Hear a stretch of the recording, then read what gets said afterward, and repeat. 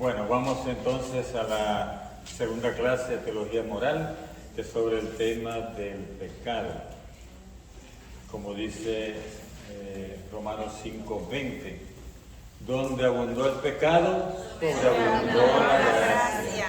Esto para que recordemos siempre cuando vemos el tema del pecado y no nos desanimemos pensando los pecadores que somos, ¿verdad? Siempre pensemos que el Señor envió gracias abundantes para que superemos la condición de pecadores. Es decir, que siempre tenemos una esperanza ahí en la cual podemos alcanzar la victoria en Cristo Jesús. Amén. Bien, vamos entonces a la primera, que es la definición del pecado. El numeral 1849 nos dice que el pecado es una falta contra la razón, la verdad, la conciencia recta. Contra la razón, porque cuando cometemos algún pecado nosotros mismos entendemos que es irracional el poder cometer una falta, sí, porque tenemos un Dios que es tan bueno y ofenderlo es como algo que ni se entiende por qué lo hacemos.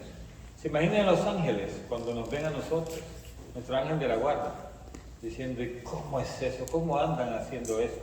¿No? ¿Verdad? Esto sobre todo para aquellos que no quieren confesarse con otro hombre, igual que ellos. Se confiesen con un ángel le va a ir peor, que eso le va a decir el ángel, ¿no? ¿Y usted cómo se atrevió? ¿Verdad? Entonces, es la razón la que nos va a decir lo absurdo de cometer un pecado. Es absurdo. Pero es también una falta contra la verdad. Que la verdad es una persona y es Jesucristo. Y la verdad es que somos creados por Dios, que Dios nos ama, que somos sus hijos. Entonces es contra la verdad. Es como si nos consideráramos no hijos ya, cuando pecamos, o sea, nos salimos de esa adopción, o la negamos, mejor dicho. La conciencia recta también es una falta contra esa conciencia recta cuando pecamos, porque la conciencia nos va a decir que no está bien lo que hemos hecho, ¿verdad? Es faltar al amor verdadero para con Dios y para con el prójimo, a causa de un apego perverso a ciertos bienes. El amor verdadero para con Dios, porque nada más importante, ningún bien, por grande que sea, es más importante que Dios. Y para con el prójimo, porque no vale la pena, ¿verdad? Muchas veces lo que hacemos cuando ofendemos a los demás. Hiere la naturaleza del hombre y atenta contra la solidaridad humana. La propia naturaleza nuestra es herida cuando pecamos. Y la relación con los demás también es herida cuando pecamos. Puede ser, en el pecado puede haber una palabra, un acto o un deseo contrarios a la ley eterna. Cualquiera de las cosas. El pecado es una ofensa a Dios. Se levanta contra el amor que Dios nos tiene y aparta de él nuestros corazones. El pecado es así, es amor de sí hasta el desprecio de Dios. Porque eso es lo que hacemos cuando pecamos. Optamos por la criatura que somos nosotros mismos, o alguno que está alrededor nuestro, y despreciamos a Dios. Por esta exaltación orgullosa de sí, el pecado es diametralmente, o sea, está del otro lado, opuesto a la obediencia de Jesús que realiza la salvación. Jesús fue obediente y nosotros a través del pecado somos desobedientes. En la pasión, la misericordia de Cristo vence el pecado. Vamos a ver cómo Jesús, a través de su pasión, que es la muerte en la cruz, vence el pecado. Yo he vencido al mundo, dijo él. Y cuando estaba muriendo en la cruz, dijo, todo se ha cumplido. Es decir, él acababa de vencer al enemigo.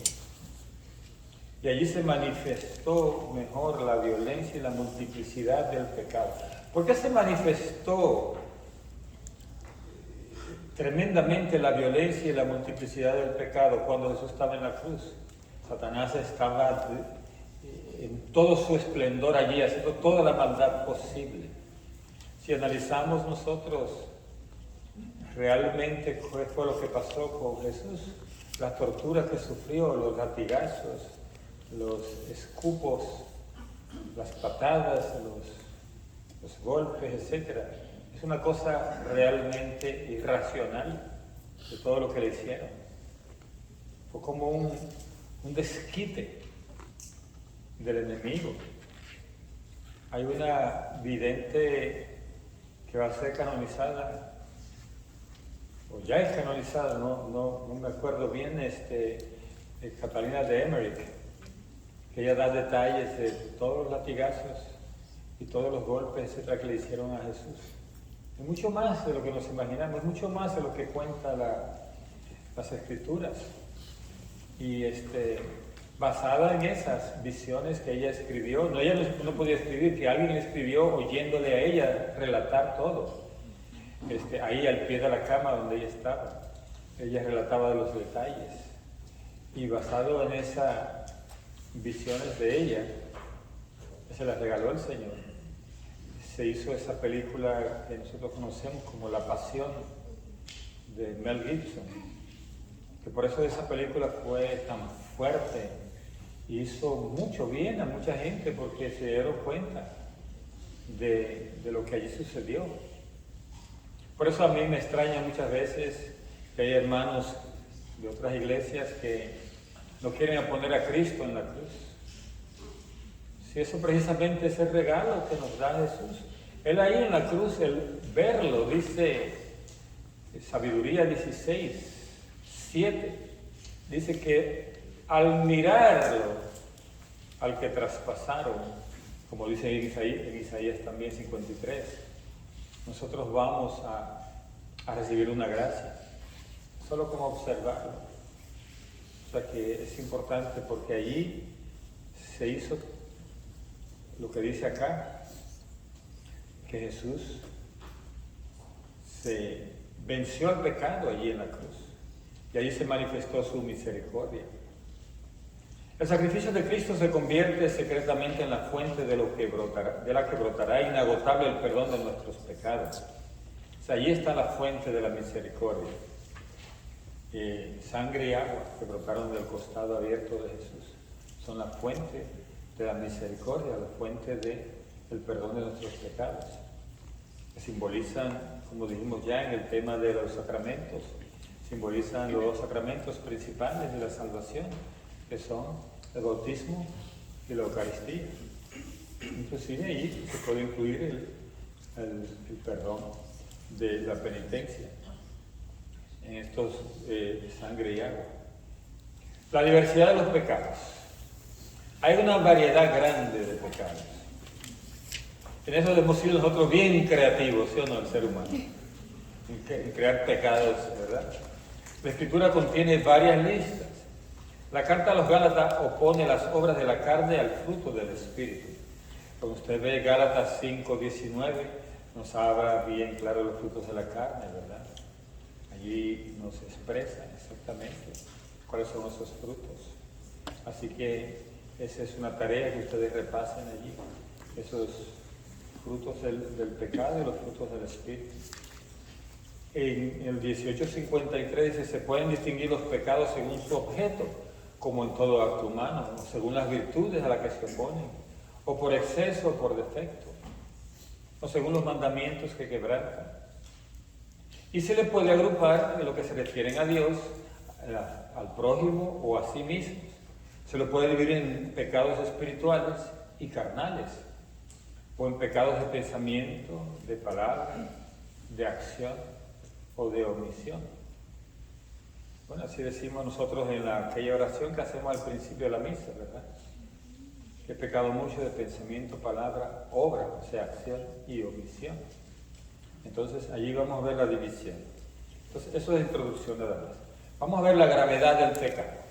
Primero, Conviene valorar los pecados según su gravedad. La distinción entre pecado mortal y venial, perceptible ya en la Escritura. En 1 de Juan 5:16, San Juan dice que hay pecados que no merecen la condenación eterna. Esos serían los veniales. Pero que otros sí merecen condenación eterna. Inclusive esa lectura es muy apropiada para sustentar la doctrina del purgatorio. Porque San Juan habla allí de que hay pecados que no merecen nuestra oración. En cuanto a los muertos se refiere, ¿verdad? Que no merecen que oremos por ellos. ¿Por qué? Porque si son pecados mortales, esa persona, nuestra oración no les va a ayudar. Si esa persona se fue con esos pecados mortales, ¿de acuerdo? Y de otros que sí, necesitamos orar por ellos, son los pecados veniales. Entonces, el pecado mortal es el que destruye la caridad en el corazón del hombre por una infracción grave de la ley de Dios. Siempre uno está preguntando cuál es mortal y cuál no. Si es un pecado grave, si no lo es. Entonces, el mortal se distingue porque destruye la caridad en el corazón de cada uno de nosotros. Y hay una infracción grave de la ley de Dios. Hay gravedad. Y aparta al hombre de Dios, que es su último fin y su bienaventuranza, prefiriendo un bien inferior. ¿Cuál sería un bien inferior? Cuando uno peca, uno está buscando supuestamente un bien, ¿no? Digamos, si usted se robó un dinero y se está buscando para que le vaya un poquito mejor, ¿verdad? En comprar cosas, es un bien inferior.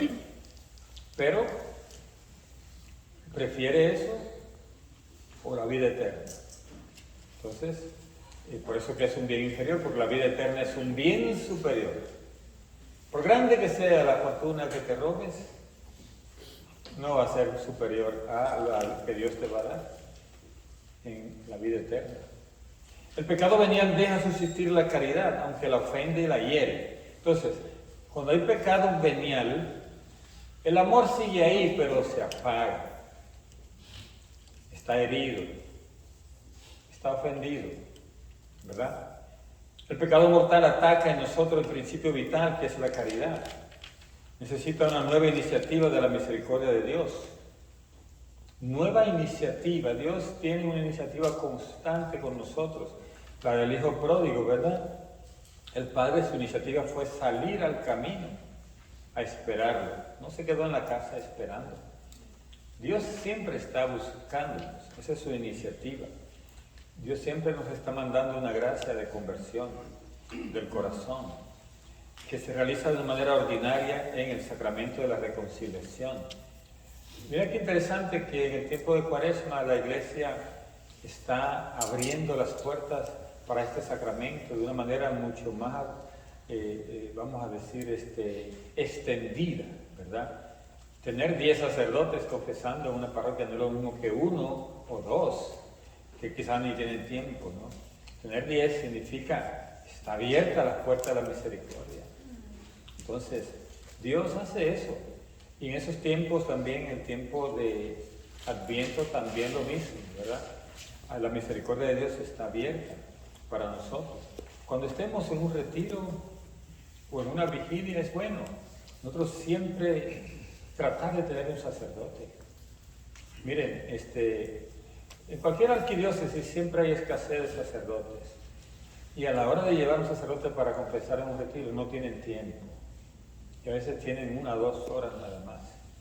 ¿Saben lo que la práctica que hacíamos nosotros en la diócesis que yo estaba antes? Cada vez que hacíamos un retiro, reuníamos los fondos suficientes antes del retiro para traer un sacerdote que esté de vacaciones en algún lugar, en otra diócesis, y lo traíamos solo para confesar. Aunque no pudiera predicar, no tuviera el don de predicar, etc. Pero ese don precioso de la reconciliación, ¿qué más que eso? Traerlo y pagar por eso, para que esté todo el tiempo allí en el retiro. Que no se vaya nadie. A veces hay gente que llega a un retiro y esa es su única oportunidad. Porque allí están en este ambiente de aflicción, de dolor de sus pecados. Si lo deja ir de ahí, después cuando llega a la casa, agarra otra vez la droga, el alcohol, agarra la mujer que tiene, o la esposa o el esposo, a vivir otra vez en pecado mortal y ya no tienes solución. Una señora una vez en un retiro recibió todo, una reconciliación, o sea, la aflicción y después la reconciliación en el retiro. El sacerdote accedió a darle el sacramento porque ella fue tanta la aflicción que tuvo que se arrepintió de vivir en concubinato. Y dijo, yo voy a volver a mi casa, pero mi esposo va a tener que irse a otra cama, a otro cuarto. Y ahí ya no vuelvo con él hasta que él no decida que arreglemos esto. Y el sacerdote le dio la solución. Y lo hizo cuando llegó. Y después era una militante bien buena de uno de los grupos que teníamos allá en mi parroquia. Muy buena, todavía mantiene. El esposo nunca quiso casarse. Así que ya saben lo que pasa. No le cuento más la novela, que no me pregunten ahorita.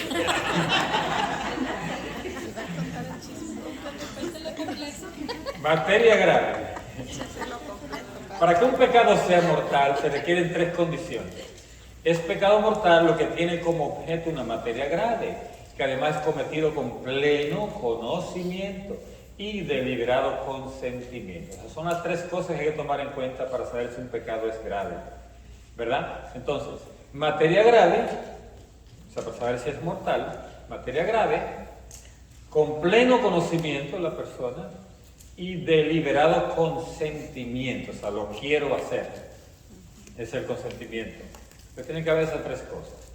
La materia grave la precisa ¿quién? Los 10 mandamientos, según la respuesta de Jesús al joven rico. ¿Qué le dijo Jesús al joven rico? No harás esto, no harás esto, no harás esto, no harás esto. Ahí está la materia grave. En esos mandamientos que Jesús le mencionó al joven rico. Entonces, la gravedad es mayor o menor según lo que sea, ¿verdad? El tipo de pecado que sea o cuál mandamiento está infringiendo. Un asesinato es más grave que un robo, ¿verdad? A veces los robos están metidos con asesinato, porque que entra a robar de una vez mata. Entonces ahí es peor. La cualidad de las personas lesionadas también cuenta. La violencia ejercida contra los padres es más grave que la ejercida contra un extraño. Un hijo que mate a su papá es un pecado mucho más grave que uno que mate a uno que no ni siquiera conocía. Aunque sea por robarle o por placer, quién sabe. Pero a los papás es todavía peor. El pecado mortal requiere plena conciencia y entero consentimiento. Entonces, tiene que haber plena conciencia y consentimiento. Presupone el conocimiento del carácter pecaminoso del acto. O sea, tú tienes que conocer de su oposición a la ley de Dios. Implica también un consentimiento suficientemente deliberado para hacer una elección personal. O sea, consentimiento suficientemente deliberado. O sea, que lo quiero hacer porque quiero hacerlo y punto. Entonces, hay allí una elección personal por la maldad, por el pecado. Vamos a hablar de la ignorancia voluntaria, involuntaria, primero. La ignorancia afectada y el endurecimiento del corazón no disminuyen, sino que aumentan el carácter voluntario del pecado. Entonces, la ignorancia involuntaria puede disminuir, si no excusar la imputabilidad de una falta grave. O sea, una ignorancia involuntaria, ¿se acuerdan que hablábamos hace un momento de eso? Puede disminuir la falta. Entonces, los impulsos de la sensibilidad, las pasiones, pueden igualmente reducir el carácter voluntario. ¿Ya ven lo que hablamos de la sensibilidad de los sentimientos? O sea, hay un impulso allí. La persona se siente que no puede más, porque esto lo arrastra. O sea, eso puede pasar en el momento de cometer un pecado. Y hay gente que muchas veces cuando van a cometer un pecado, se apresuran a actuar, porque sienten un impulso de la sensibilidad demasiado fuerte y no lo quieren dejar pasar. Eso es lo peor. Como diciendo, ahora es. Y el diablo es así, o sea, el diablo te dice el ahora y él te da ese impulso. Entonces, también está la pasión. Y esto reduce el carácter voluntario y libre de la falta. Lo mismo que las presiones exteriores o trastornos patológicos. Patológico quiere decir los trastornos que tienen que ver con tu psicología, con tu crecimiento, con trastornos inclusive que son enfermizos. Entonces, esos trastornos también disminuyen la falta, ¿verdad? Disminuyen la culpa. Entonces, el pecado más grave es el que se comete con malicia, por elección deliberada del mal. Un joven que entre a una ganga, ¿verdad? Que entre a una organización criminal, entonces lo impulsan de pronto a hacer su primer crimen para poderlo admitir. Entonces allí hay un poco de elementos patológicos que a veces entran a estas organizaciones porque no tuvieron apoyo de su familia, familias disfuncionales, cosas de esas, eso es patológico. Y entonces a veces después puede que esa persona lo esté haciendo por la presión que hay dentro de su grupo, pero después esa persona puede cometerlo por malicia ya. Ustedes recordarán estos casos de esas organizaciones criminales donde metían a la gente en ácido para que se deshicieran los huesos y todo eso. Ahí es malicia ya. Es una cosa ya como que se pasa de la raya, ¿no? Y hay gente que elige en eso, diferente a alguien que quizás fue envuelto en eso. Por ejemplo, en las guerrillas, en los países de Colombia, etcétera, habían guerrillas y ellos reclutaban a los niños. Y obligaban en Colombia, ¿verdad? Entonces, allí no hay malicia ni hay elección. ¿Verdad? No hay malicia ni elección. Después ellos los van torciendo tanto que al final acaban siendo maliciosos también. Eso es lo penoso con esto. El pecado mortal es una posibilidad radical de la libertad humana, como lo es también el amor. Todos estamos allí, por decirte, dispuestos o propensos a cometer pecados mortales. Como también estamos preparados para amar, estamos equipados para amar, pero por la debilidad, el pecado original, la concupiscencia, nosotros podemos ser atraídos al pecado mortal. Hay una pérdida de la caridad cuando cometemos un pecado mortal. Hay una privación de la gracia santificante, es decir, del estado de gracia. Se nos priva de eso. Si no es rescatado por el arrepentimiento y el perdón de Dios, causa la exclusión del reino de Cristo y de la muerte eterna del infierno. O sea, si nosotros no recibimos el perdón, si no nos acogemos a esa gracia que Cristo nos está dando, nosotros por el pecado mortal podemos ser arrastrados a las penas del infierno. Entonces nuestra libertad tiene el poder de hacer elecciones para siempre y sin retorno. Esto es lo increíble, ¿verdad? De esto, que la vida tenemos tantos años y por un día que nosotros tomamos una decisión y cometemos un pecado mortal y no nos arrepentimos antes de irnos de este mundo, ya ahí perdimos la gracia del reino de Dios, perdimos la vida eterna. Por eso que dice que es sin retorno. Sin retorno después que pasamos al otro lado.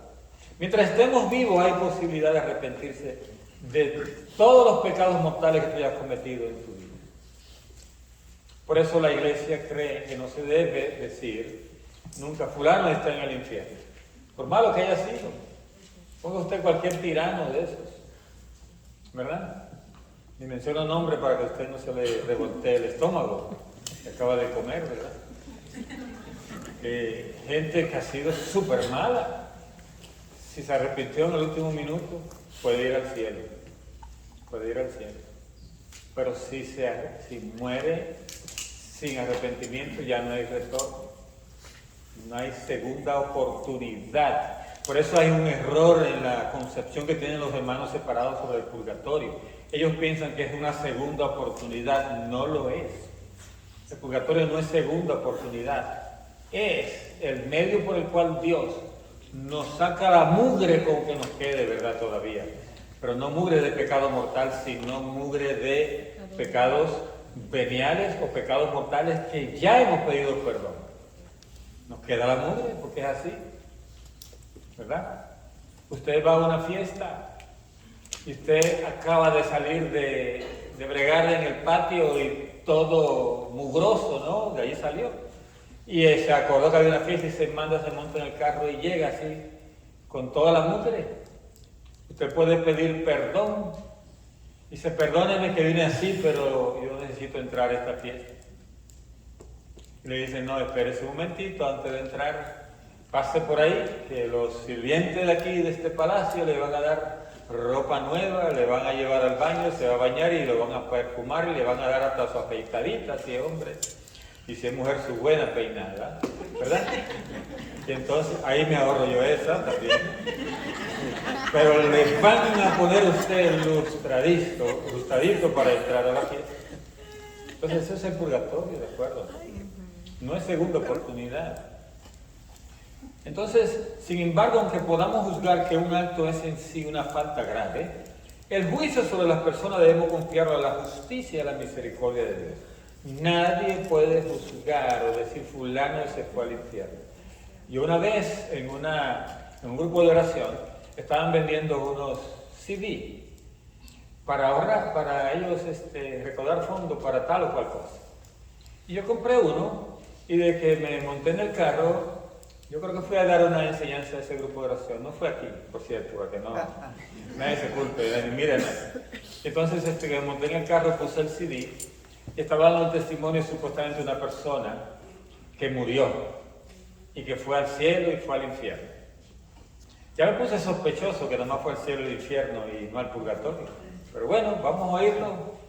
Y entonces cuando oigo lo del cielo, está todo bien. Pero cuando oigo del infierno, dije yo, aquí hay algo que no está bien. Esto no es católico.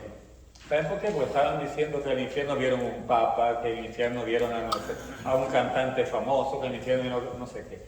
Nunca ninguna visión sobre el infierno que puede tener cualquier persona de este mundo si Dios se la regala, como pasó con los niños de Fátima, nunca se dice o el Señor muestra personas en específico. Lo que sí se muestra son las personas que están en el cielo. Porque ¿cuál es el ejemplo que nos va a decir a nosotros que fulano se fue al infierno? De pronto es alguien que usted creía que era muy bueno, imagínese usted, se puede hasta desesperar. Entonces, si ese se fue al infierno, entonces ¿qué me queda a mí? Yo voy, creo que a la última, paila que hay, ¿verdad? Entonces no ayuda a darnos esperanza el saber quién está en el infierno. Y más bien nos pone a nosotros en una actitud de juzgar, y no es así. El juicio sobre las personas lo debemos confiar a la justicia y a la misericordia de Dios. Dios puede tener misericordia al último minuto de quien se haya suicidado, tener misericordia de quien haya sido tan malo que usted creyó que sí se fue al infierno. Pues no, Dios solo sabe a quién le da esa oportunidad. Porque todo el Señor ve los corazones. A veces hay personas que han sido quizás muy malas, pero porque han traído una cantidad de patologías, que decíamos ahorita, enfermedades psicológicas, que lo han ido afectando y llegando a cometer esas cosas, y todo vino de una cadena de cosas que le pasaron. Y Dios sí sabe eso. Y como sabe eso, Dios le da esa oportunidad a esa persona. ¿De acuerdo?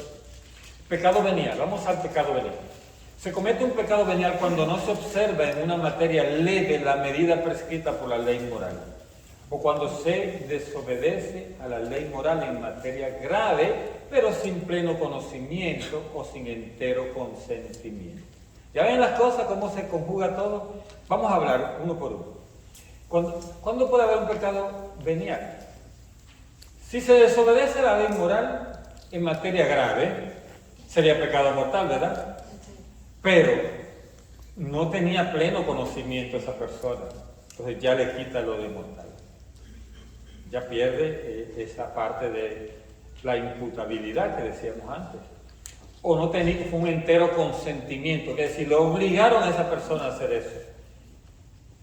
O se sintió obligada por cantidad de cosas que habían a su alrededor. Lo que le decía momentos antes, uno que entre a una organización criminal y le digan, tienes que matar a esta persona para poderte dejar aquí. Y la persona entró sin saber que esa organización era así. Pensó que era algo que le iba a ayudar a seguir adelante, a progresar, lo que fuera. Hay muchas ingenuidades que la gente puede tener. Entonces entró y lo primero que le pone es un crimen. O lo ponen junto con otros que ni siquiera le dijeron que iban a matar a alguien y después tú te ves allí metido y eres parte de ese crimen. O sea, no hubo consentimiento, sino que prácticamente te metieron en el lío, ¿verdad? Entonces ahí es un pecado venial, aunque sea una materia grave. ¿Se entiende esta parte? Sí. Entonces uno tiene que juzgar las tres cosas. Cuando trata de juzgar, más bien es para uno, ¿no? Porque uno no anda juzgando a los demás en eso. El pecado venial debilita la caridad, entraña un afecto desordenado a bienes creados, impide el progreso del alma en el ejercicio de las virtudes y la práctica del bien moral, merece penas temporales. Vamos una por una. Dice así que debilita la caridad porque por un pecado venial usted se va cada día enfriando más en su amor a los demás y a Dios, ¿verdad? Hay un afecto desordenado a bienes creados, o sea, hay algo que te hace, que te arrastra a ti. Entonces eso hace que el pecado venial te pone a que te apegue a ciertas cosas. Impide el progreso del alma en ejercicio de las virtudes. O sea, ¿por qué? Porque si, digamos, tú dices, mira, mi problema es que yo soy muy criticón, yo soy siempre estoy murmurando a la gente, etc. La murmuración es un pecado venial, sí, lo es un pecado venial, pero la constante murmuración de los demás va haciendo que yo no le tenga amor a la gente, porque quiero nomás ver los defectos. Bueno, entonces se pierde el amor. Y después la otra dice, impide el progreso del alma en ejercicio de las virtudes. Quizá la virtud que el Señor quiere de ti es la benevolencia, o sea, desear bien a los demás. Entonces, por el hecho de estar criticando siempre, no le deseas bien a los demás, sino que está fijándote solo en el mal que hacen, o en lo que hacen mal según lo que crees. La práctica del bien moral también se va. Y por eso es que merece penas temporales. Temporales quiere decir que se pueden pagar aquí. Las penas del pecado venial se pueden pagar aquí con pocas cosas. O sea, temporal quiere decir que el tiempo es poco para pagar eso. Se puede pagar en poco tiempo. Hay pecados mortales que te llevarían la vida casi eterna en el purgatorio. Es increíble cuando en las apariciones de Fátima, uno de los videntes le preguntó a la Virgen sobre una niña que había muerto, creo que de 14 años, algo así. Y le preguntan, ¿y fulana está en el cielo? Y dice, no, está en el purgatorio y va a estar allí hasta el fin de los tiempos. Yo cuando leí eso dije yo, ¿y qué pecado por haber hecho una niña de 14 años? Y estamos hablando de 1917, que supone la gente era más santa en ese tiempo, ¿no? Dice uno, no dice uno, pero uno nunca sabe, ¿verdad? Entonces, hay cosas que son tremendas. Hay apariciones de almas del purgatorio que se han aparecido en los vestidos que usaban en su época. Y se han aparecido gente que de 3 siglos atrás, que están todavía en el purgatorio. O sea, es temporal, pero viene de pronto de pecados mortales que fueron perdonados antes de morir. Pero era tan fuerte que tienen todavía que pagar mucho. No obstante, el pecado venial no rompe la alianza con Dios. Sigue esa alianza con Dios, con el pecado venial.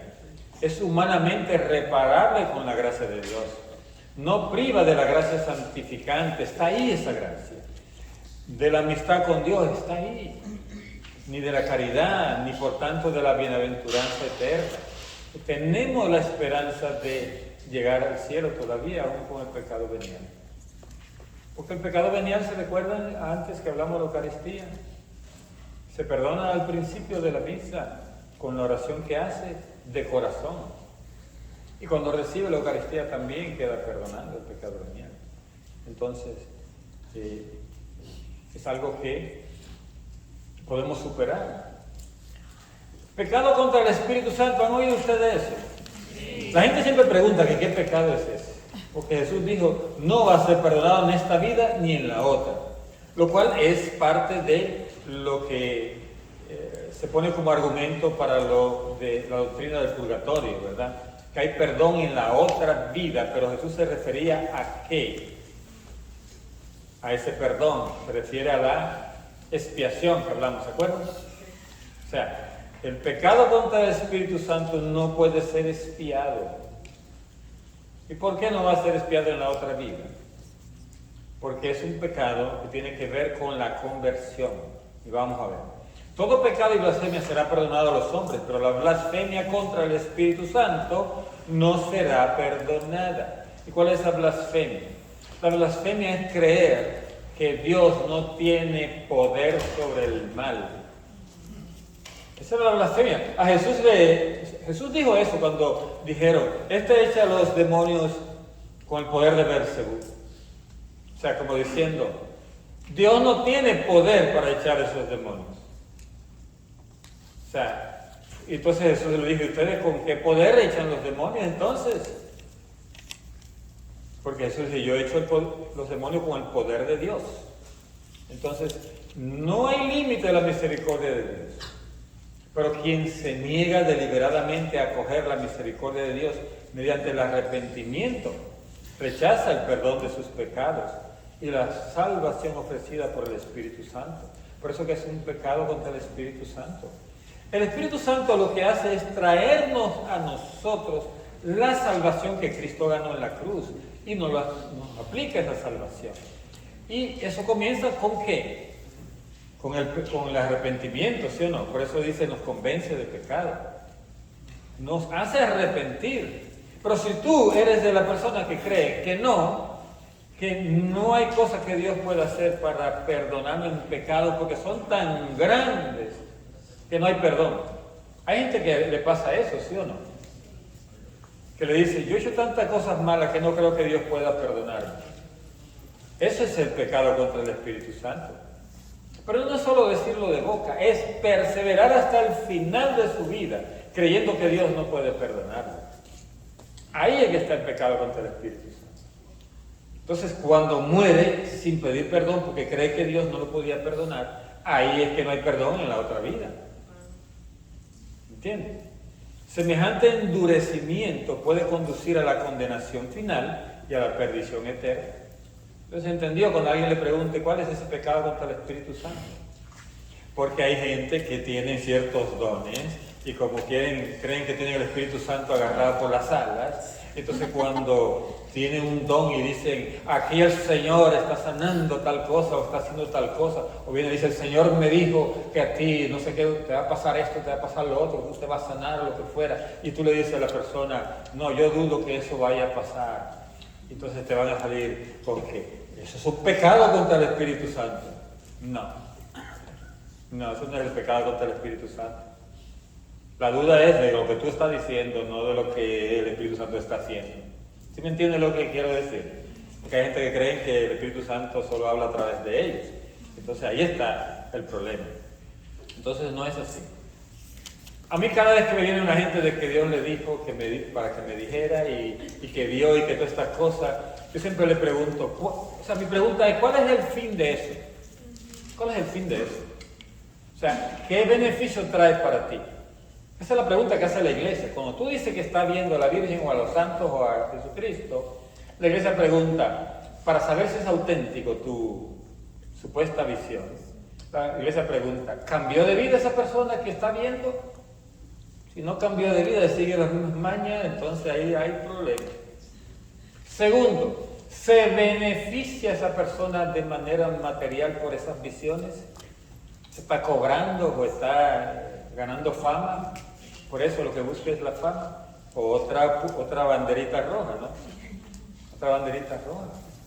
Esas son de las cosas. Y tercero, lo que dice esa persona está acorde a la palabra de Dios.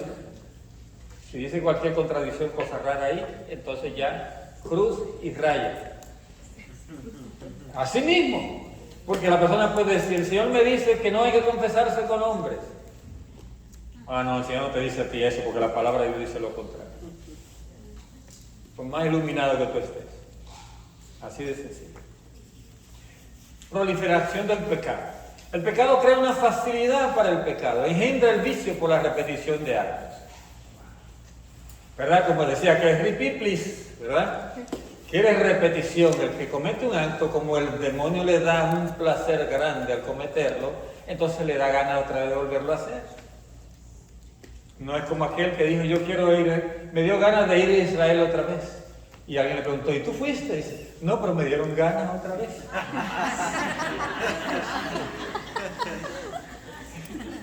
Entonces, así hacen los que pecan, ¿verdad? El pecado nos hace decir así, me dio ganas otra vez de hacer tal cosa. Entonces, hay inclinaciones desviadas que oscurecen la conciencia. O sea, ya se convierte en una inclinación. Por eso la iglesia dice, no, usted no es tal cosa. Porque hay gente, o sea, en toda la teoría que se inventaron sobre, por ejemplo, los seres humanos, ¿verdad? Que se han desviado de la conducta sexual. Sea lo que sea, no, yo no voy a mencionar solo una. Hay muchas conductas desviadas. Que antes la psicología lo mencionaba como desviaciones. Y después le cambió el nombre a variaciones. Y después ahora le llama opciones. O sea, mira, pues la psicología ha sido bien alcahueta, ¿no? Con esto del pecado. Pues ahora llama opciones. Todas esas cosas que son pecados, ¿verdad? La iglesia siempre ha llamado inclinaciones desviadas, desviaciones. Y sigue llamándole así, y en el catecismo sigue siendo así. Porque de eso no hay moda. Y aquí, en esto lo que hay es palabra de Dios y es la verdad. Entonces, son desviaciones que oscurecen la conciencia y corrompen la valoración concreta del bien y del mal. Porque hoy es con esto, mañana quieren aprobar leyes para la gente adulta tener sexualidad con los niños. Eso está pasando en Holanda y otros países. Y después con los animales. Por eso todo este lío de Rotarian y eso es para llevar eso a la sexualidad con los animales. Lo cual es un pecado condenado en la palabra de Dios. Pero hay países que quieren aprobar esto ya. Y sigue siendo desviación de la vida que Dios nos dio. El pecado tiende a reproducirse y a reforzarse, pero no puede destruir el sentido moral hasta su raíz.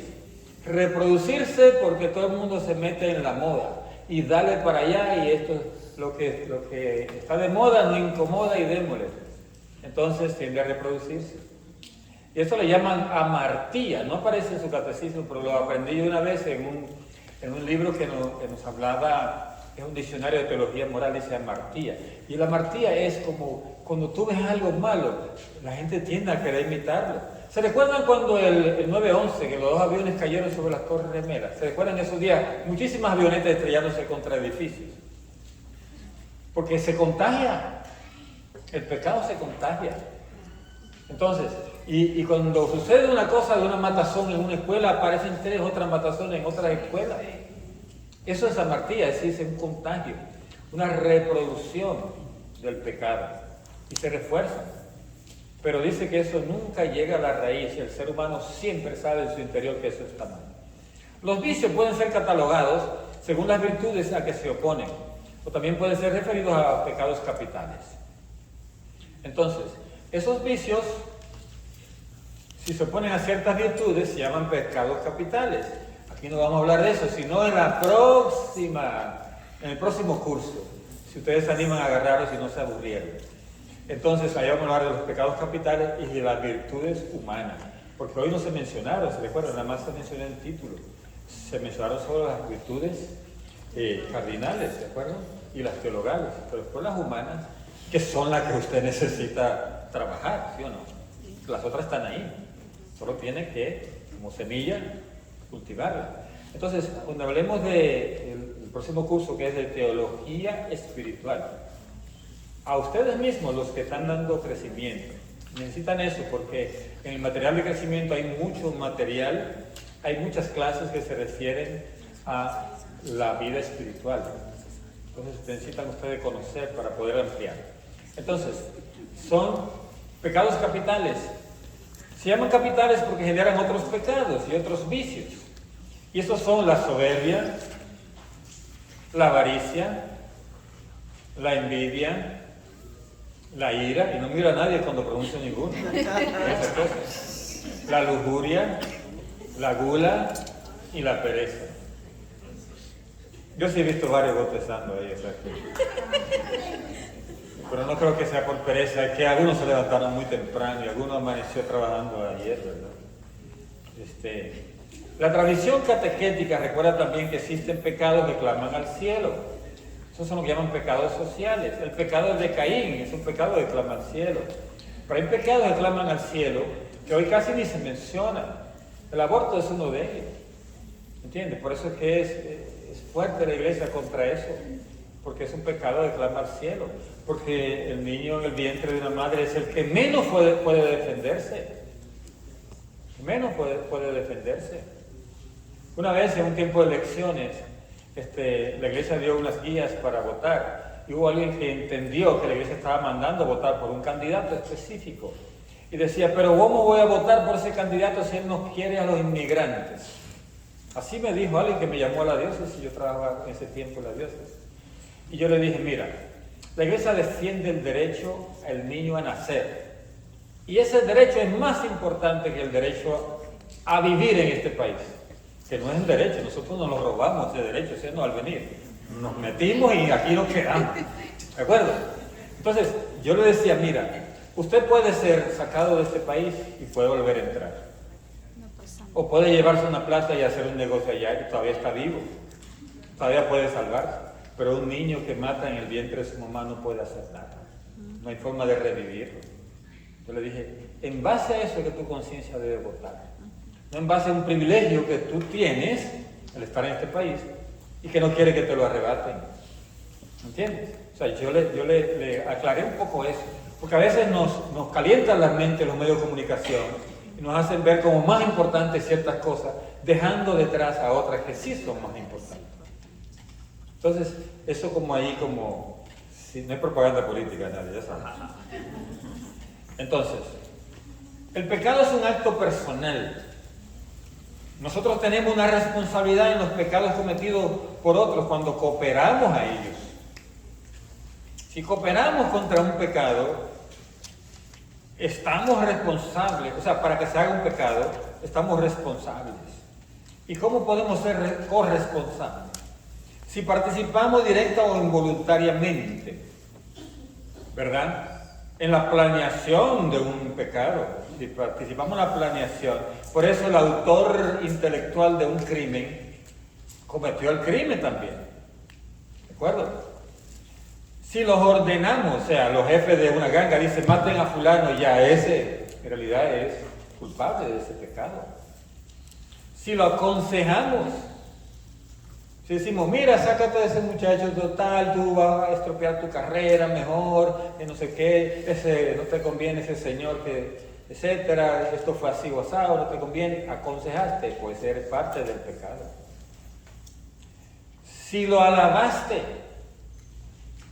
es decir, usted tiene a alguien en su grupo que anda por allí haciendo fechorías, pero usted, como esa persona canta bien o toca bien o alaba bien y usted lo está siempre aupando y apoyándolo, sabiendo que está haciendo cosas que se sabe todo el mundo, usted lo está apoyando o lo alaba, usted cae en ese mismo pecado de esa persona, si usted lo aprueba.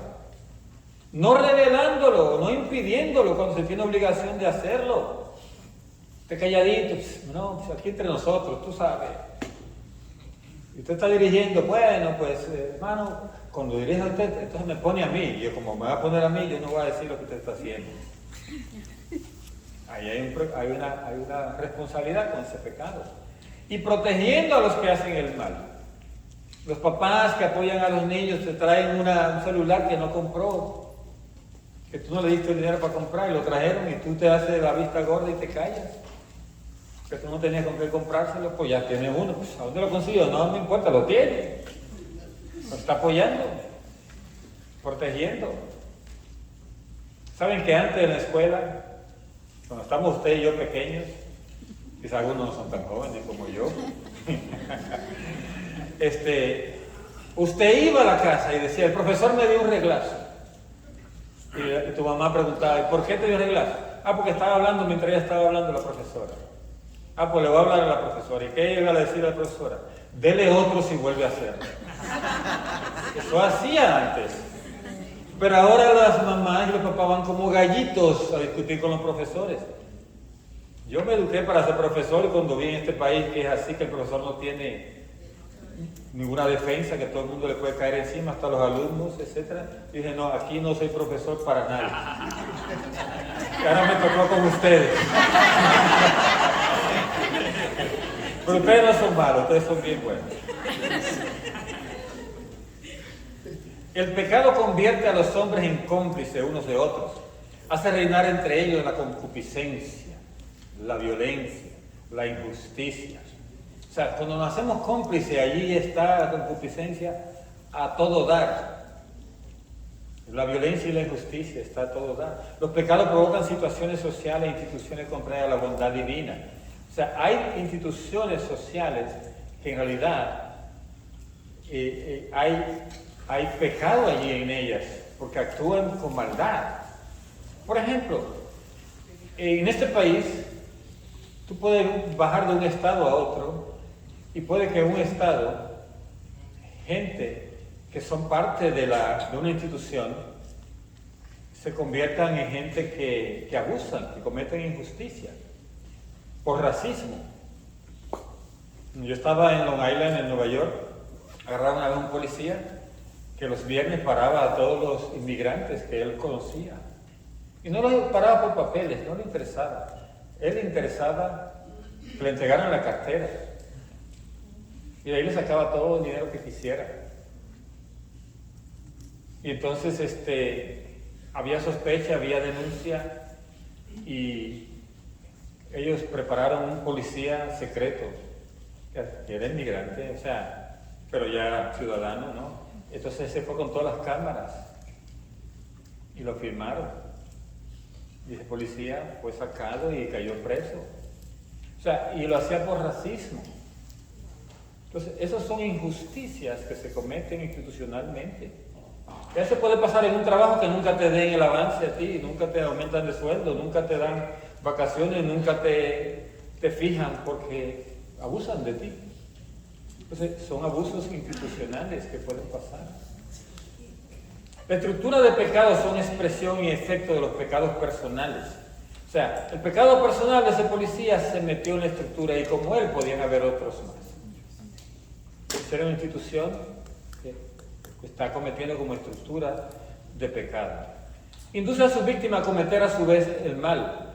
En un sentido analógico constituye un pecado social. O sea, se va metiendo allí, en todo el grupo. Vamos a la ley moral. A ver cómo vamos de tiempo. Bendito sea Dios, tan poquito tiempo nos falta. La ley moral es obra de la sabiduría divina. Se la puede definir en sentido bíblico como una instrucción paternal, una pedagogía de Dios. O sea que la ley es pedagogía de Dios. La ley es una regla de conducta proclamada por la autoridad competente para el bien común. La ley moral supone el orden racional establecido entre las criaturas para su bien y con mira a su fin, por el poder, la sabiduría y la bondad del Creador.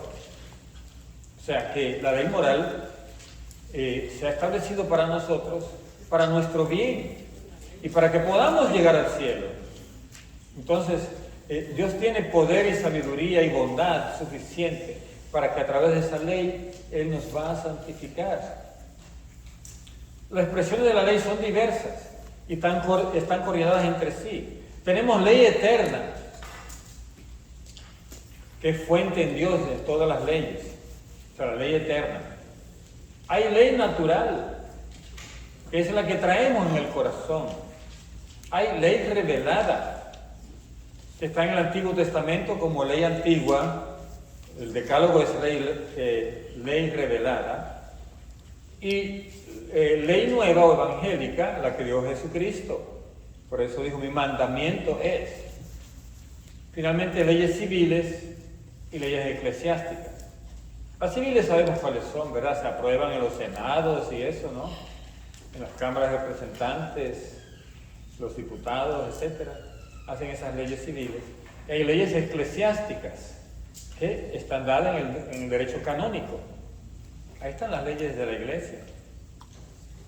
La ley moral tiene en Cristo su plenitud y su unidad. Jesucristo es en persona el camino de la perfección. O sea, Jesús es la ley encarnada. Verlo a Él y hacer lo que Él hace es estar en la ley. Vamos a hablar de la ley natural. El hombre participa de la sabiduría y la bondad del Creador, que le confiere el dominio de sus actos y la capacidad de gobernarse con mira a la verdad y al bien. La ley natural expresa el sentido moral original que permite al hombre discernir mediante la razón lo que es bien y lo que es mal, lo que es verdad y lo que es mentira.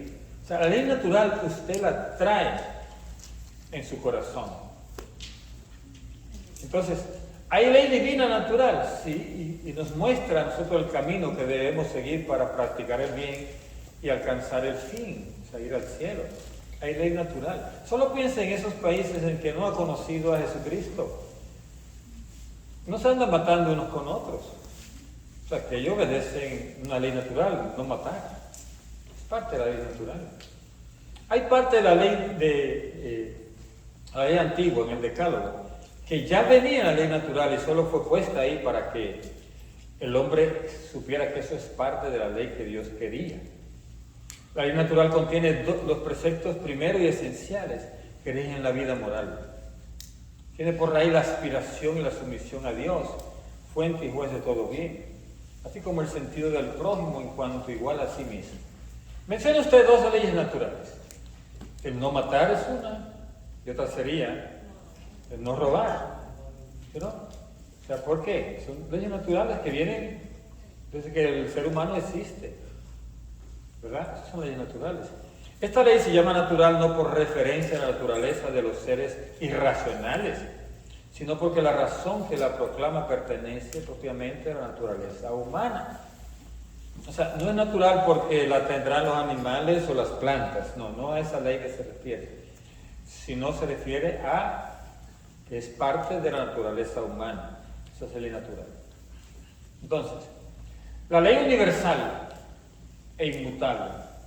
La ley natural presente en el corazón de todo hombre y establecida por la razón es universal en su precepto y su autoridad. Se extiende a todos los hombres. O sea, esa ley que le mencioné antes, por ejemplo, esas dos leyes naturales, están en todo el mundo. No importa que sea gente que conozca la palabra de Dios. Tiene esa ley. Expresa la dignidad de las personas y determina la base de sus derechos y sus deberes fundamentales. O sea que ahí está, es universal, la ley natural. En la diversa cultura, la ley natural permanece como una norma que une entre sí a los hombres y les impone por encima de las diferencias inevitables principios comunes. O sea, permanece como una norma entre todos los hombres. La ley natural es inmutable. ¿Qué quiere decir inmutable? Que no cambia. O sea, no matar no cambia, no robar no cambia. Permanece a través de las variaciones de la historia, subsiste bajo el flujo de ideas y costumbres y sostiene su progreso. Cuando veamos el mandamiento de no robar, veremos cosas que han variado, ¿verdad? A través de la historia y que en este momento hay gente que no lo mete dentro de la ley de no robar. Por ejemplo, llenar la tarjeta hasta el tope y después declararse en bancarrota. Y es lo que está en la historia de ahora. Es robo. O llenar la tarjeta hasta el tope porque me van a deportar. Y ya que pague el que quede aquí. Eso es robo. Hay gente que lo ha hecho. Hay gente que ha hecho eso. Y yo conozco a algunos que hacen eso. Entonces no. La ley natural proporciona a la ley revelada y a la gracia un cimiento preparado por Dios y armonizado con la obra del Espíritu. Bien, entonces, la ley natural entonces va a ayudar a la ley revelada y a la gracia, dándole un cimiento que Dios preparó, porque la ley natural la puso Dios, y va a armonizar con la obra del Espíritu. O sea que el Espíritu no se va a apartar de esa ley natural. Vamos con la ley antigua. La ley antigua se refiere a lo que hay en el Antiguo Testamento. ¿De acuerdo? Es el primer estado de la ley revelada. Sus prescripciones morales están resumidas en los 10 mandamientos. Los preceptos del Decálogo establecen los fundamentos de la vocación del hombre, formado a imagen de Dios. Prohíben lo que es contrario al amor de Dios y del prójimo, y prescriben lo que es esencial. El Decálogo es una luz ofrecida a la conciencia de todo hombre para manifestarle la llamada y los caminos de Dios y para protegerle contra el mal. Esto es importante porque hay gente que dice, ay, que hay tantas leyes. Miren, el Decálogo, cuando dice no matar, ¿sabe a quién protege? A usted mismo. Porque si usted obedece la ley de no matar, a usted no lo van a matar tampoco. De no robar, a usted no le van a robar tampoco. ¿De acuerdo? Por eso es que protege contra el mal. La ley constituye la primera etapa en el camino del reino, esa ley antigua, ¿verdad? Prepara y dispone al pueblo elegido y a cada cristiano a la conversión y a la fe en el Dios Salvador. El pueblo elegido era un pueblo que fue educado por Dios a través del Decálogo, o sea, de la ley antigua. Y el pueblo elegido llegó a ser un pueblo mejor que los pueblos que les rodeaban, por el hecho de que cultivaron esa ley antigua. Entonces, hay una enseñanza que subsiste para siempre como la palabra de Dios. Ahí está. ¿Todavía tenemos nosotros esa ley antigua? Sí está. La palabra de Dios. ¿Tiene que ir de tiempo? ¿Es tan antigua como? ¿Cuándo fue que Dios se le apareció a Moisés? ¿Cuántos años hace de eso?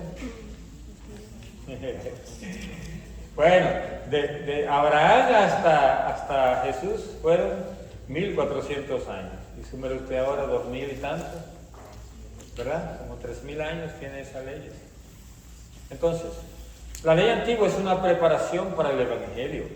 Se completa mediante la enseñanza de los libros sapienciales, o sea, los libros de sabiduría, de Eclesiastés, Eclesiástico, Proverbios, ahí están los libros sapienciales, y de los profetas, que lo orientan hacia la nueva alianza y el reino de los cielos. O sea, que esto ayudó a preparar el Evangelio. Entonces viene la ley evangélica, o la nueva ley. Es la perfección aquí debajo de la ley divina, natural y revelada. Es obra de Cristo y se expresa particularmente en el Sermón de la Montaña. Es también obra del Espíritu Santo y por él viene a ser la ley interior de la caridad. O sea, Dios nos habla interiormente a través del amor y en esta ley del Sermón de la Montaña o ley evangélica. La ley nueva es la gracia del Espíritu Santo dada a los fieles mediante la fe en Cristo. Actúa por la caridad, utiliza el sermón del Señor para enseñarnos lo que hay que hacer y los sacramentos para comunicarnos la gracia de realizarlo. O sea que el Espíritu Santo está trabajando con nosotros para orientarnos en esa ley nueva. La ley evangélica da cumplimiento, purifica, supera y lleva a la perfección de la ley antigua. Por eso, la ley antigua no quedó abolida, está ahí. Lo que hizo Jesús fue darle cumplimiento, purificarla, superarla, o sea, superarla en el sentido de aplicarla de mejor manera y llevarla a la perfección. La ley evangélica lleva la plenitud de los mandamientos de la ley. El Sermón del Monte, lejos de abolir o de evaluar las prescripciones morales de la ley antigua, extrae de ella las virtualidades ocultas y hace surgir de ella nuevas exigencias. O sea, Jesús decía, antes se dijo ojo por ojo, diente por diente, yo les digo, ni siquiera insulten a nadie. Usted dijo no matar, pues ni siquiera insulten a nadie. Porque cuando usted insulta está matándole el amor propio a la persona. O sea que esto es algo nuevo, ¿verdad? Extrae virtudes, revela toda su verdad divina y humana. También en la catequesis moral de las enseñanzas apostólicas hay parte de esa ley nueva. O sea, lo que Dios nos dice a través de Pablo, de Pedro, de Santiago, de Juan, hay allí ley evangélica, ley nueva. Entonces están los consejos evangélicos, que no es que los evangélicos nos aconsejen a nosotros. Los consejos evangélicos se refieren a lo que Jesús dijo cuando quería que lo siguieran. ¿Qué le dijo al joven rico? Si quieres seguirme, si quieres ser perfecto, es un consejo evangélico. Si quieres ser perfecto, vende todo lo que tienes y sígueme. Es un consejo evangélico. ¿Y qué sería ese consejo? El desprendimiento, ¿verdad? También dijo, hay algunos que por el reino renunciarán a su sexualidad.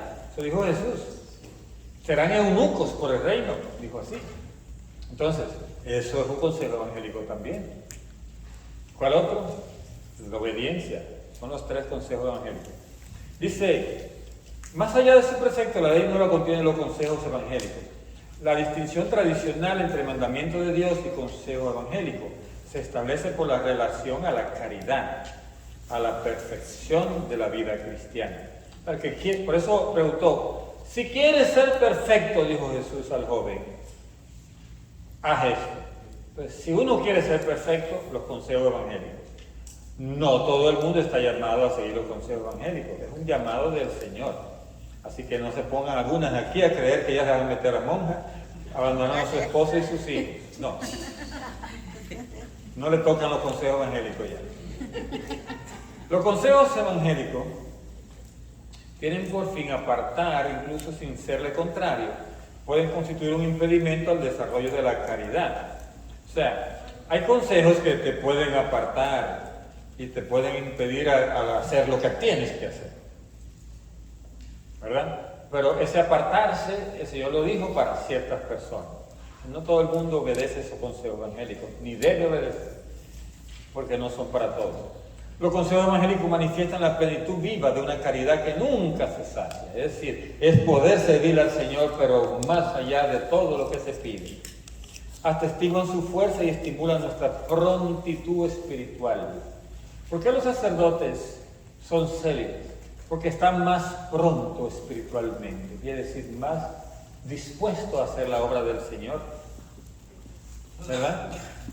Porque si de pronto a medianoche se parece que hay alguien que se está muriendo y quiere que le den los últimos sacramentos, él está acomadito allí con la señora, ¿no? Calientito. La señora dice, ay, no vayas, no, espérate mañana. Eso ya no va a dar un consejo evangélico, va a ser un consejo totalmente contrario. Entonces, esa prontitud para salir a hacer la obra de Dios, la tiene precisamente por ese consejo evangélico. ¿De acuerdo? Entonces, los consejos indican una vía más directa, medios más apropiados, que han de practicarse según la vocación de cada uno. ¿Cuáles son esos consejos? Entonces, otra vez. Obediencia, castidad y pobreza. Son los 3. Obediencia a una congregación religiosa o al sacerdote, al párroco, obediencia al obispo, obediencia al papa, ¿verdad? Y obediencia a quien coordina el grupo al que perteneces o lo que sea, pero trabaja por ahí el consejo evangélico, en cierto sentido, un poco, ¿no? Y después está la castidad, que trabaja en cuanto a los que son célibes o solteros, a los solteros con el celibato, a los casados con la unión solo con la persona que fue consagrada para ti en matrimonio. O sea, la unión íntima solo con la persona que te dieron en matrimonio. Eso es la castidad. Para las monjas, los sacerdotes, con el celibato. Así trabaja la castidad. Y el otro consejo, que es la pobreza, ¿cómo trabaja? Trabaja con los sacerdotes, sobre todo los que están en congregaciones, con no poseer nada. Todo es de la congregación, ¿verdad? Y los sacerdotes que son diocesanos, con tener ciertas cosas, pero no hasta cierto límite, ¿verdad? Y así trabaja lo de la pobreza. Y para nosotros, si estamos predicando, si estamos haciendo cualquier obra de Dios, no ser ambicioso, no andar queriendo que para todo se mueva el dinero. ¿Entiendes? Entonces tiene que haber una medida para eso. Y se trabaja en lo de la pobreza. Y además, es buscar lo más sencillo. ¿Sabes cuánto me falta a mí? Porque el tiempo se nos está yendo. Yo creo que me falta bastante. A ver, ¿quién da más? Faltan 10 minutos. Vamos a hablar en título de esto. Miren, el tema que sigue es la justificación. Es un tema que se discute mucho con nuestros hermanos separados porque Lutero habló mucho de eso de la justificación. ¿Y qué es la justificación?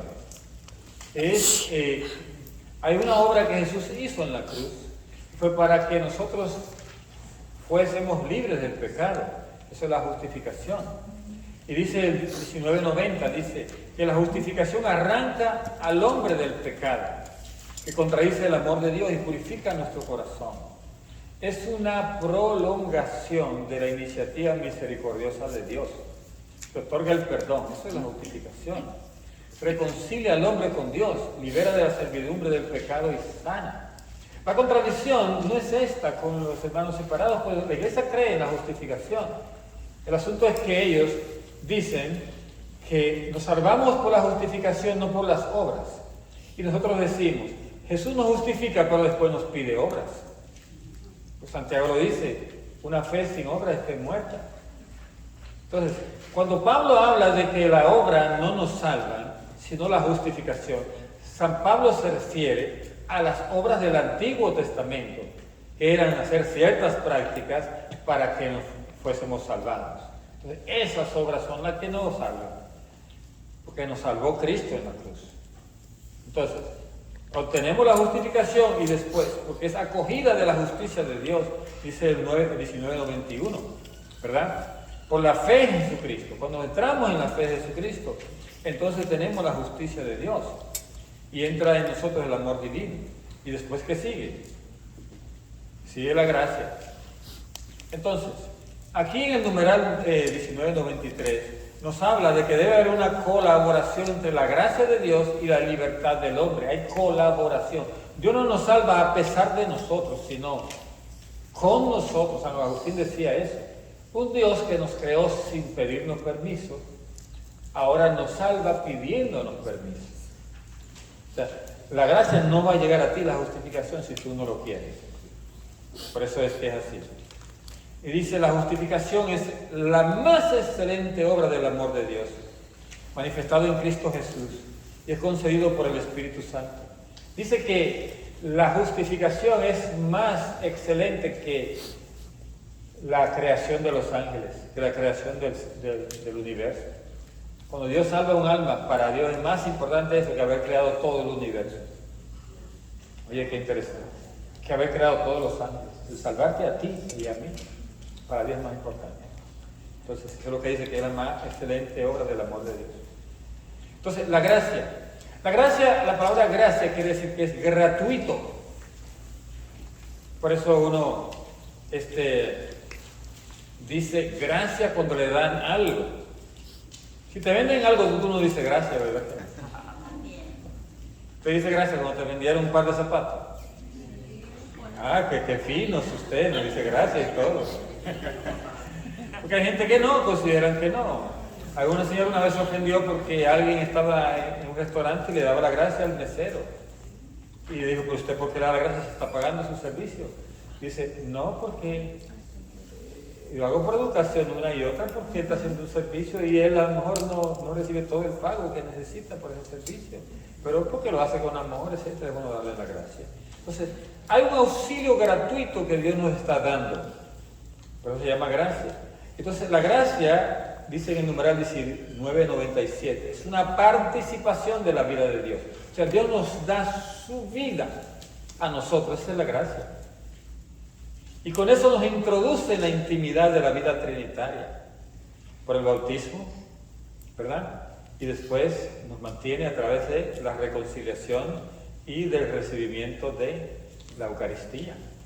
Entonces, hay gracia santificante o divinizadora, ¿verdad? La gracia santificante es la que trabaja en nosotros para hacernos santos. Y aquí en el numeral 2000, subrayenlo porque es importante. Y hasta viene como pregunta, yo no la tengo lista la pregunta, pero viene. Se la mando este domingo o el lunes. Dice, se debe distinguir entre la gracia habitual y la gracia actual. La gracia habitual es una disposición permanente para vivir y obrar según la vocación divina. O sea, la gracia habitual es la que usted recibe todos los días para que usted viva como Dios quiere que usted viva. Bueno, esa es la gracia habitual. Y están las gracias actuales que designan las intervenciones divinas que están en el origen de la conversión o en el curso de la obra de santificación. Ahora atiéndame, hermanitos carismáticos. Nosotros recibimos gracia actual en un seminario de vida en el Espíritu, en una vigilia de pronto, o en un buen servicio de adoración. El Señor se nos manifiesta y nos convertimos. Pues eso no lo andemos buscando más, a menos que Dios lo quiera dar. ¿Por qué? Porque era para nuestra conversión. Y hay gente que busca esa experiencia continuamente. No, era para tu inicio. Después de ahí lo que viene es la gracia habitual. ¿De dónde se consigue la gracia habitual? A través de la oración, lectura de la palabra, a través de hacer obras de misericordia, a través de asistir en la iglesia, trabajar en las cosas del Señor. Ahí está la gracia habitual, a través de los sacramentos. Entonces, eso es como decirlo normalito. Para gente que quieren vivir experiencias súper, ¿verdad? Como si fuera que va a recibir siempre gracias actuales todo el tiempo. No, a usted ya no le toca. Si usted, por ejemplo, prepara un retiro en su grupo de oración, ¿a quién le va a tocar la gracia actual? A usted, ¿no? A los que llegan ahí, que usted ya, por eso está en eso. Usted está trabajando en un retiro porque ya a usted su gracia actual le tocó. La nuestra ya es habitual, ¿no? Entonces la nuestra es habitual ya. Entonces, no le caiga atrás la gracia actual porque pues se va a frustrar.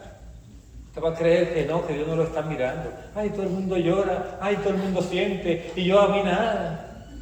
Pues si no le toca, agarre su gracia habitual, que es lo que le toca ahora.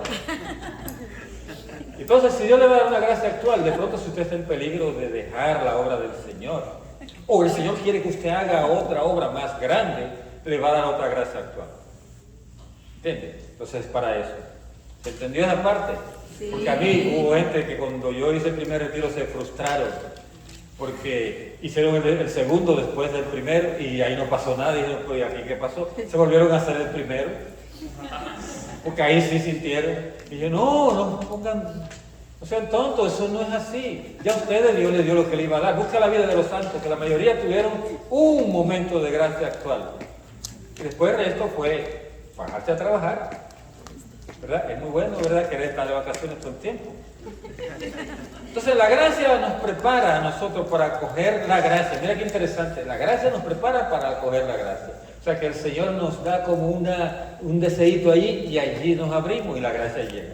Pero es el mismo Señor que hace eso. Entonces, dice el 2004, entre las gracias especiales conviene mencionar la gracia de Estado. Y subrayé esto porque hay gente que se olvida de este asunto. Hay en grupos de oración, en comunidades de la iglesia, que nadie quiere ser coordinador, nadie quiere ser el que dirige tal cosa. Yo tengo miedo, pues yo no puedo. No tenga miedo de agarrar. Usted no debe aspirar, ¿verdad?, a agarrar un cargo. No, pero si el Señor lo pone por la comunidad, agárrelo, porque la gracia para desempeñar ese cargo Dios se la va a dar allí cuando usted lo agarró. Eso se llama gracias de Estado, que vienen con el cargo. O sea, cuando a mí me hicieron ya director espiritual de la renovación aquí, el Señor me mandó gracias especiales. Yo estoy descubriendo algunas, ¿verdad? Otras todavía no sé dónde están. Por ahí andarán guardaditas, pero son para ejercer lo que el Señor me puso a hacer. Pues no le podía tener miedo. Fíjense que el día que me llamó el hermano para decirme, diácono, queremos que usted sea el asesor espiritual. Yo dije, yo lo voy a pensar, espérate. Esta gente de estos carismáticos son medio enredados. Así me habían dicho a mí, no, pero yo sabía, no porque era carismático. Soy carismático también. Pero yo me puse en oración. ¿Sabe lo que me llegó? Viendo una película y el Señor me habló, la vida de San Juan Pablo I. Que cuando le hicieron a él papa, él dijo, ¿yo para qué? ¿Cómo va a ser a mí? Yo no tengo ninguna gracia para hacer eso. Entonces, una monjita o alguien le dijo algo así, y le dice, mire, Dios va a poner las gracias que usted necesita. Y Dios los va a santificar más a través de ese ejercicio. O sea, que Dios nos santifica más cuando hacemos lo que Dios nos está pidiendo. Si usted quiere ser más santo, ábrase a hacer lo que Dios le pida. No ande por ahí regateando con Dios. No, yo no, búsquese a otro. Como hizo David, ¿verdad? No, Saúl fue que primero se fue huyendo, no quiso. Y después al final accedió. Por sus frutos los conoceré. Entonces, viene después el mérito. Denme unos minutitos para terminar esto. Viene el mérito. Miren, hay gente que no le gusta hablar del mérito, porque piensan que eso no va en todo el ámbito religioso donde nos desenvolvemos, ¿verdad? En las cosas de Dios. Sí, el mérito funciona y tiene que utilizarse. Es una retribución de vida por parte de la comunidad o una sociedad a la acción de uno de sus miembros, considerada como obra buena o obra mala, digna de recompensa o de sanción. El mérito corresponde a la virtud de la justicia, conforme al principio de igualdad que la rige. Frente a Dios no hay mérito, ¿sabían? No hay derecho estricto, no hay mérito por parte de nosotros. ¿Por qué? Porque entre Dios y nosotros hay una desigualdad tremenda. No hay medida de esa desigualdad, porque nosotros lo hemos recibido todos de Él, nuestro Creador. Pero es necesario el mérito. ¿Y quién da el mérito? La comunidad, dijimos. Entonces es importante, mis hermanos, que cada vez nosotros reconozcamos lo que hace cada uno, aunque sea con dar la gracia. Usted dirige el grupo de oración, dele la gracia al ministerio de música, dele la gracia al que predicó, dele la gracia a las hermanas que oraron, dele la gracia a los que asistieron. Usted pone a alguien a dirigir, a hacer algo, un cargo, lo que fuera, dele la gracia a esa persona, ¿verdad? No es que uno deba esperar que la gente haga eso, pero sí es bueno que la comunidad reconozca. Es bueno que de vez en cuando se haga un aniversario del grupo y se saquen 2 o 3 diplomas allí o placas. Le damos las gracias al que fue coordinador antes, aquí está su placa. Le damos las gracias a tal o cual. Eso es importante, porque eso es reconocer el mérito. El mérito del hombre ante Dios en la vida cristiana proviene de que Dios ha dispuesto libremente a asociar al hombre a la obra de su gracia. El mérito de nosotros, los hombres, recae también en Dios, pues por sus buenas acciones proceden en Cristo de la gracia proveniente y de los auxilios del Espíritu Santo. ¿Cuándo será cuando nosotros recibamos el mérito de parte de Dios? En el cielo, porque no vamos a recibir recompensa en esta tierra de parte de Dios. Entonces, ¿la recompensa de quién viene? De Dios, viene de arriba y será en la eternidad. Pero la comunidad sí puede hacer eso. Por ejemplo, una de las cosas que yo tengo en mente es poner que cada grupo de oración se evalúe cada año.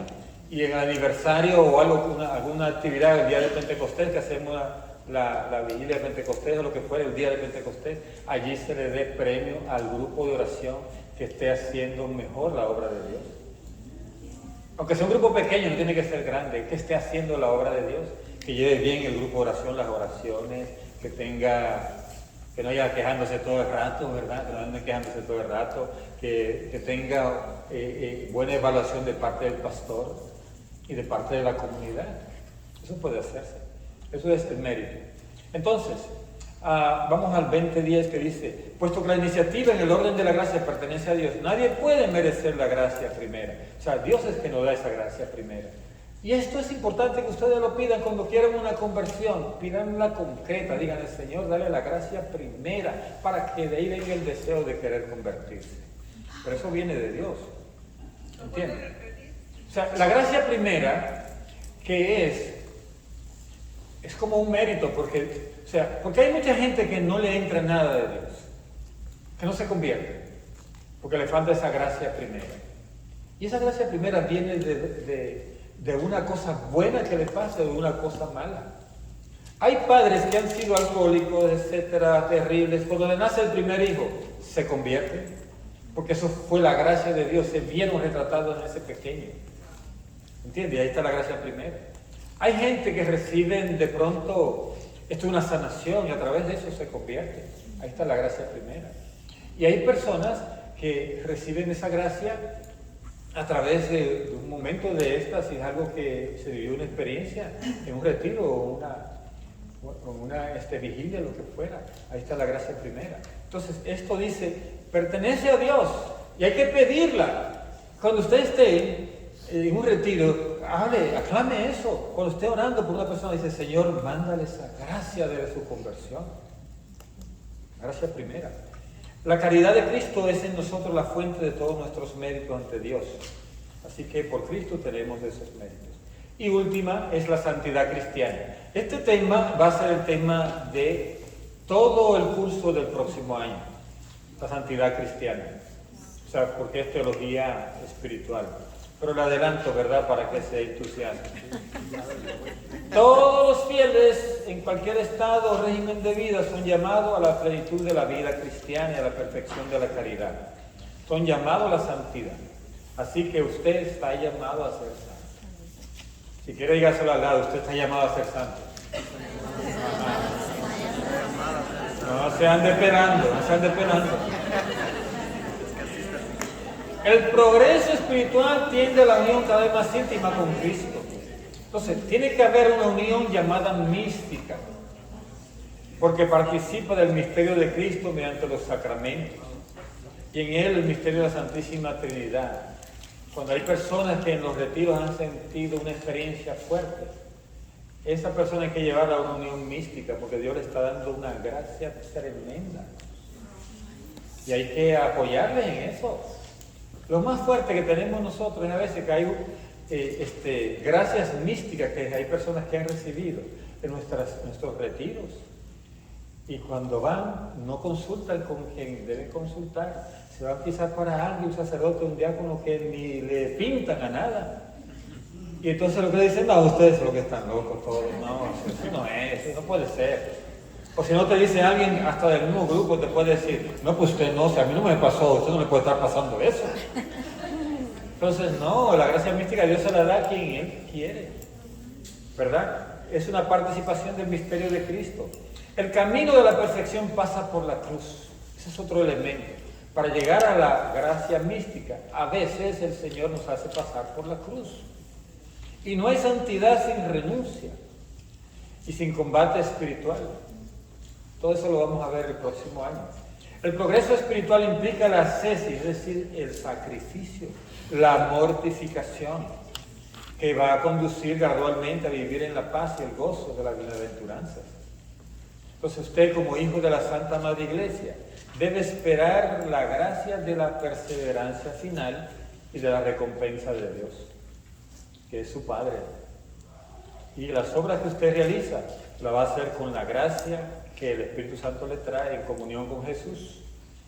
Así es que, si usted quiere ser santo, prepárese para el próximo año, que vamos a abrir las puertas, no solo a ustedes, sino a cualquier persona que sea servidor que quiera venir a recibir ese tema.